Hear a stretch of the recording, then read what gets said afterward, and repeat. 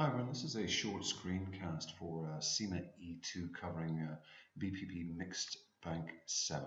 Okay, so question 17.1 here.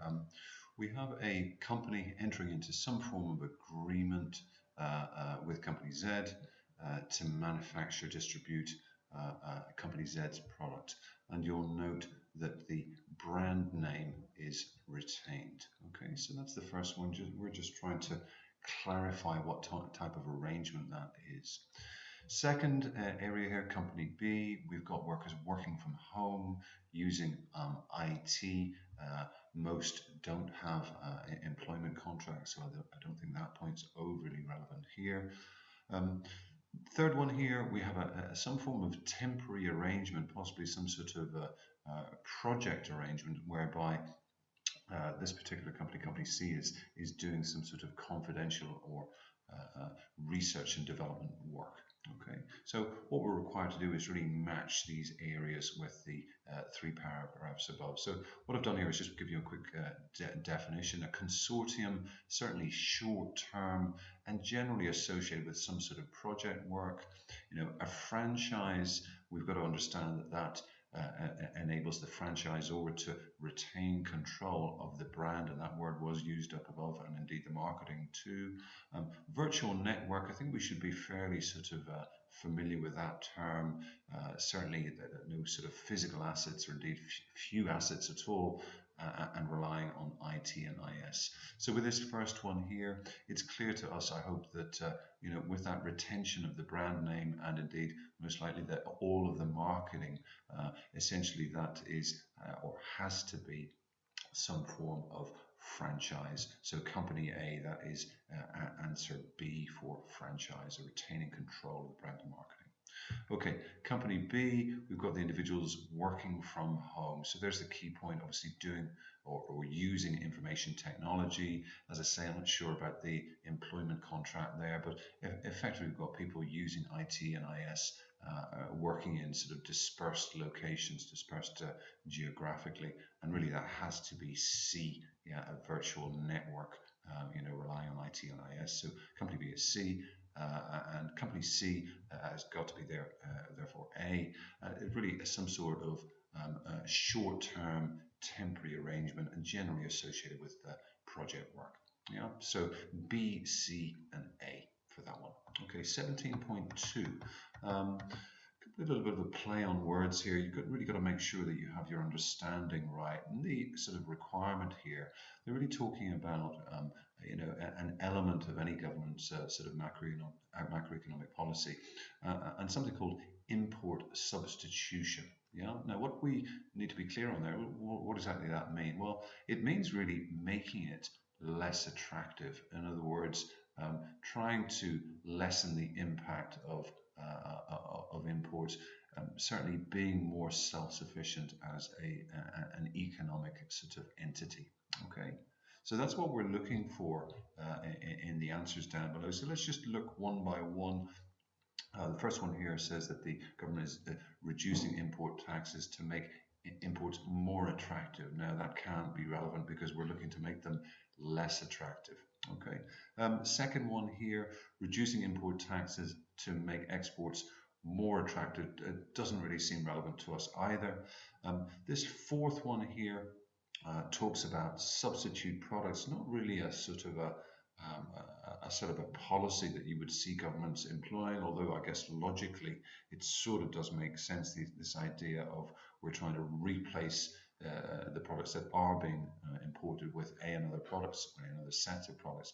So maybe that's a possibility, but I think the key one here is C, is really using taxes, in other words, applying taxes or indeed tariffs to protect developing industries and certainly to reduce the impact on foreign imports. So this is certainly going to make imports less attractive and certainly going to make the country in effect more self-sufficient. So the answer has to be C. Okay. Moving on to the next question here, just bear with me. What we have here is the generic strategy, so Porter's generic strategy. So what does that mean for us? Well, just firstly here, just a quick sort of summary on on what Porter says, basically he offers us three sort of separate strategies, although one or two of them can be interlinked. The first one, focus, is really all about niching. In other words, niching in some sort of small area. Okay. Uh, Second one, differentiation. You might think of perhaps Marks and Spencers there, and really what we're saying is that we're offering sort of uniqueness or unique products, and probably at a premium price. We're looking to differentiate ourselves from the competition. And then this area of cost leader or cost leaderships, really what we're saying there is that the entity tries to become the lowest cost producer or lowest cost provider. Note that it's a lowest cost producer. So in effect, what we're saying is that that would lead to degrees of economies of scale. We'd perhaps be able to price low and outperform competition. So Porter gives us these three possibilities. In this particular answer, we're asked for the sort of advantages of a focus strategy. So the advantages of focusing on a small area or niching, as it were. Okay, so if we look at the possibilities here, you'll see that I've highlighted D and E as being the correct answers.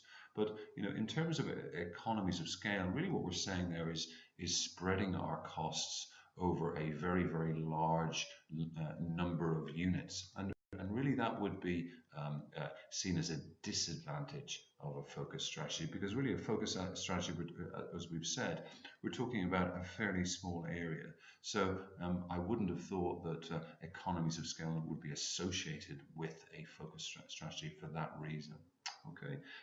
This next point here, they talk about the needs will become eventually less distinct from the main market, and that would be seen as a disadvantage, in fact, of a focus strategy, because there would be a sort of a blurring, perhaps, or potential blurring of the sort of boundaries between this particular niche and indeed the rest of the market. So, that would be seen again as a disadvantage of focusing on such a small area. It may well be that eventually the market or that small area of the market overlaps into the main market. Okay. Point C here, or letter C, really what we're saying is that competitors could easily move into a particular segment. It's quite small. It may not require a lot of resources to do that, and that would be very much seen as a disadvantage of focusing on such a small area, is that it's easy to enter into by competitors. Okay, and that really leaves us with the correct answers, D and E. And certainly this first one here, niche markets, we would have had to tie that into focus. We need to know that those areas or those words are associated with each other. They can be more secure. Yes, they can be, because they're small. They're small, and perhaps they're easy to monopolize because they're small. They require less resources, etc. But contrast that with C above. Now, in terms of D, we're saying that the company or the firm doesn't try to achieve too much, and that's obviously relevant to a focus strategy, and certainly an advantage of one, because again we're focusing on a very small area, and perhaps if we're sort of introducing a product early in its life cycle, we're at the introduction phase, we're not trying to do too much too soon. Okay, and that would be seen to be certainly an advantage of niching or concentrating on a small area of the market. So D and E there for the answer. This next one a little bit tricky. We really need to know our sort of definitions, and there's a possibility of slipping up in a question like this when it uses these words of accountability, responsibility, authority, etc. And we've seen in class that it's easy to get confused between these areas. So rather than defining them this time, really I've sort of focused on this idea of what do the sentences mean. So really this first one here, they're talking about modifying the behavior, and really I think that well, it's reasonably easy to suss out that it's the influence. We're influencing behavior here. Okay. Now this second one, again, maybe a little bit tricky. The answer is D. It's this idea of empowering, and I think really on balance, really what we're doing is we're sort of pushing out responsibility, but also allowing the individuals the freedom to make decisions as to how things are achieved. So really for me, it's got to be D, but I could see how you might go for possibly F even, or even A perhaps. But let's just try and remember that we see these sorts of words, freedom to make decisions. We've got to be thinking about sort of empowerment. They're setting their work targets, etc. So we're very much empowering the individuals of the individual employees. This next one here, more of a definition. I probably should be familiar with that. I've gone for authority, the right to do something. And you'll find that within your text is that is the sort of one of the standard, certainly, definitions of authority. So it's E, D, and B for that. Okay, next one, 17.5. This seems to be a popular question in the study text, and certainly in the practice and revision kit. I think what makes it difficult, to be honest with you, is if they come at it by using these words rather than going for the standards of task, power, and person and role. So what are we talking about here? Well, really what we're talking about is sort of cultures or types of cultural models, and Handy likens these to sort of gods of management, as it were. So let's just see what they mean here. We've got Athena is certainly task or team based. There's an emphasis on results. It's very, very flexible. Everything's about achieving results, and you'll often find that associated with the matrix style of organization for projects, where certainly results are key. This next one, Zeus, the god of power, was really saying that there's some sort of central power, one person. Yeah, perhaps you might associate a company like Ryanair with that, with Michael O'Leary being the sort of the central power there, and everything's based around his power. Dionysus, really what we're saying there is that the culture is focused on the individuals, and it may well be that something like, let's say, a barrister's chamber is a good example of that. So it's very much a person culture focused on the individuals. Everyone else surrounding those individuals are really seen as a sort of support or sort of admin type function. The last one, Apollo, very much bureaucratic. It's a role culture. It's rational. It's slow moving. Standard sort of line authority. Okay. So given that we have a broad fix on these areas, how do we pick these out? So first one, we've got an organization that serves the interests of the individual. Management is really directed at facilitating and administrating. It's got to be Dionysus. It's got to be that person culture. I mentioned barristers or a barrister's chamber there. Okay. Next one here, we have the organization really controlled by one individual, a key central figure. We've got, power is direct, and that's got to be a power a culture, one focused on really small organizations and one person wielding informal power, perhaps a flatter type organization. Okay.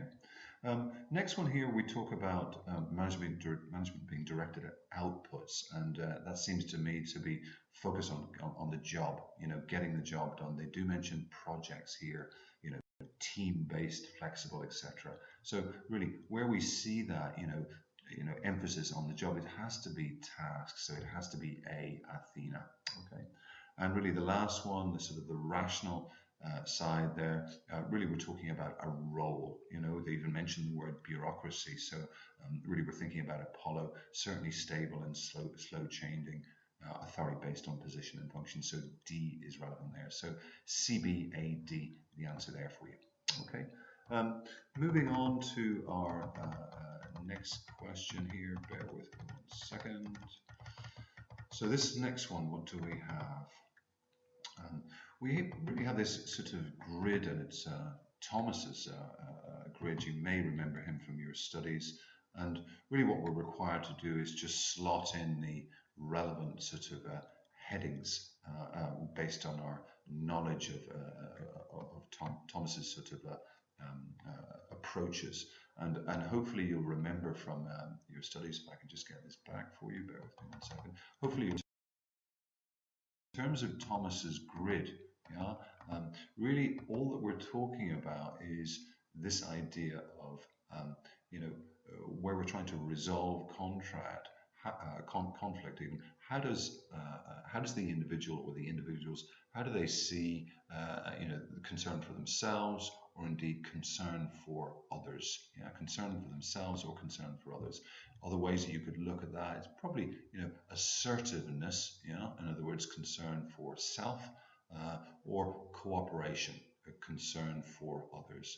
And really, all that we had to do was really to slot in, based on these axes: concern for self on the left-hand side, and indeed concern for others on the bottom here, is really slot in the right words.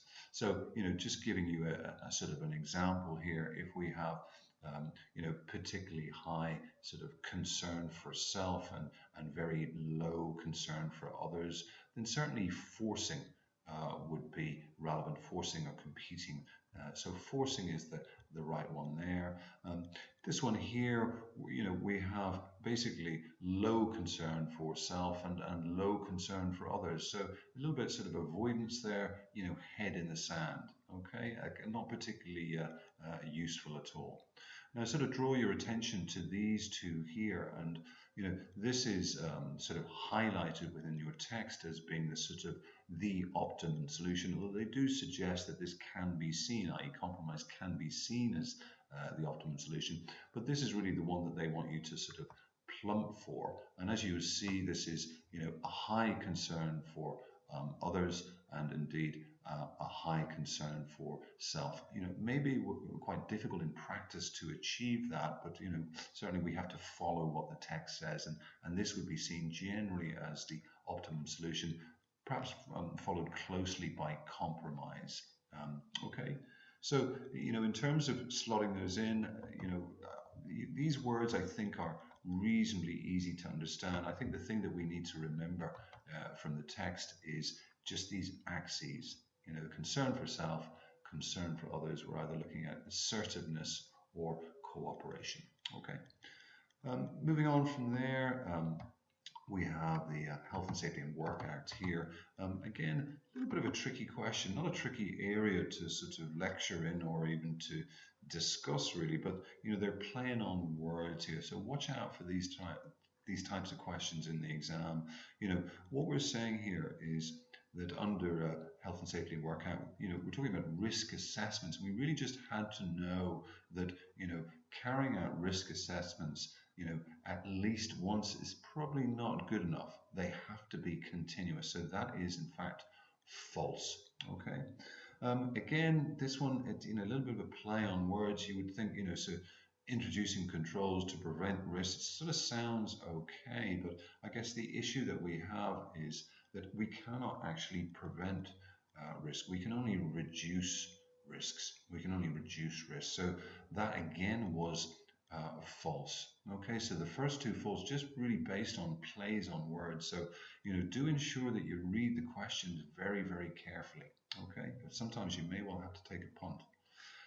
Now the next two are actually correct. We are required to identify employees who are at risk, who are especially at risk. That's true, and we're certainly required to provide information to employees about health and safety. That's clear.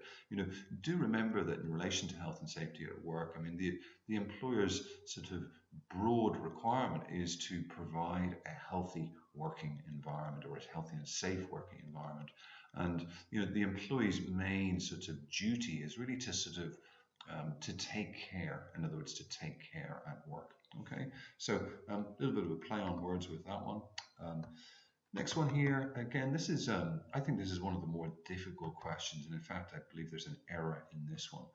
Really, what we're talking about here with Balogun and Hope is the context of change, and students might find it difficult to understand.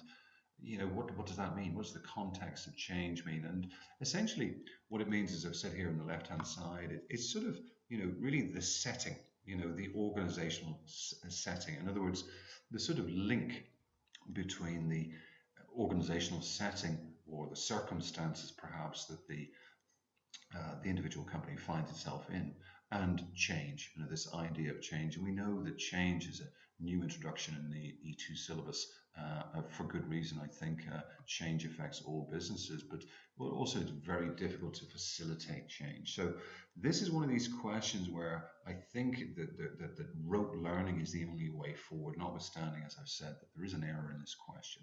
Okay, so really what are Balogun and Hope Haley saying? Essentially what they're saying is that a business needs to consider these various items. Yeah, if they're introducing change, they need to consider these areas, and some of them are fairly obvious. But I think the problem is remembering all of them, remembering the specific ones that Balogun and Hope have touched on. So what's relevant here? Well, the first one is preservation required, and all that they're saying is that yes, you can have change, but some aspects of the business will need to or must stay the same. What are they? So consider what aspects need to stay the same. D here also included in the answer, diversity of the experience, so better than homogeneity. Really what we're saying there is the wider experience that you have within your group, within your set of employees, the better it's going to be. And that's fairly obvious, very commonsensical. The more experience that we have, the easier it is. We have people around who've been there and done that. It's going to be easier for us to change. In terms of E, this is also included capacity and undertake. We're really saying resources there. In other words, if you're making a change, resources may be required. It could be anything. It could be people, could be money, and your capacity to make that change will depend on the resources that you have. Again, fairly obvious. You'll say, I know. G is included also the readiness of the workforce. So, again, fairly obvious. We're really saying, their degree of readiness for the change is clearly important. So really, you've got to get them ready. Okay. And this last one, well, penultimate one, really, this power to affect. All that they're saying there is that there may be forces that are in place that may prevent you making the change. You've got to identify those forces. Okay, they are important. Now, in terms of the error, this one here, scope, if you look at your text, you'll see that it should be included. Yeah, in other words, scope is included as one of Balogun and Hope Haley's 8. So scope, the answer is wrong in this question, or in the back of the book. Scope should be included, and by scope we simply mean the boundaries, in other words, what exactly is changing. In terms of other areas, you'll see that the time available to make the change is crucial. Does it need to be made tomorrow? What impact does that have on us? Or do we have 18 months to make the change? And they also mention capability. It sort of links in, I guess, to D and E here. The capability, in other words, the experience of the people involved, your own experience in bringing in change. Have you considered that? So really there are 8 main ones. As I've said, scope is already included. So do look at your text on that and maybe try and remember those phrases and those words. Tricky question though. Okay. This next one here, pretty straightforward. We're talking about the scope of a project. What stage does that kick in? At what stage is it relevant? It's got to be initiation, and that would be included in the PID, the project initiation document. We need to understand the scope so that we can understand the variety of other factors, not least resources required to meet that scope, etc. So B is the answer there. Okay, next one is just this area of, bear with me 1 second, is just this area of Tuckman. Yeah, so Tuckman talks about stages, so stages in sort of group development, and you'll be familiar because they're a little bit unusual and they're rhyming. So all I've done here is, rather than go through the scenario, is firstly look at what they mean. Let's take it one at a time, and I've listed the numbers as you see, 1 to 5 here, and then 6 just added in an extra one there for you. So forming, so obviously they're coming together. The group is coming together. Their personalities are becoming sort of obvious, and then we move through from forming through to storming, and that's where we have a conflict, and I think that is relevant, as we'll see above. From storming, we go straight through to really this area of norming and reaching some sort of agreement, settling down, just getting ready to sort of start work. So from 3, we go into performing, number 4, and that's where they really start working. They start performing the tasks that they were brought together to do. And then we have a little bit of a blip here for 5, dorming, where there's an element of complacency kicks in, and there may well be problems at this stage before they get to that final stage of adjourning, where they're really sort of closing and disbanding. So just try and remember that flow from forming all the way through to adjourning. Okay, so why is storming relevant to this answer? Why would we choose C? Well, it looks as if this group have had a few meetings, to discuss what will happen, who's going to tackle the work, who would do what. But it looks like there's been a certain amount of or a certain lack of success.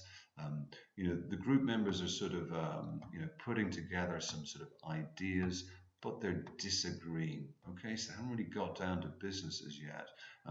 Again, they're divided into 2 camps. It looks like they have a sort of an unofficial leader in each camp. These individuals agree about very little and appear to dislike each other. So it's, in essence, they have got together already, and they're just in that phase of conflict. Yeah, in other words, before they start sort of settling down, before they start norming, as it were, and then performing, they're certainly in the storming phase. Okay, so hopefully that's been helpful to you, and good luck with your studies. Many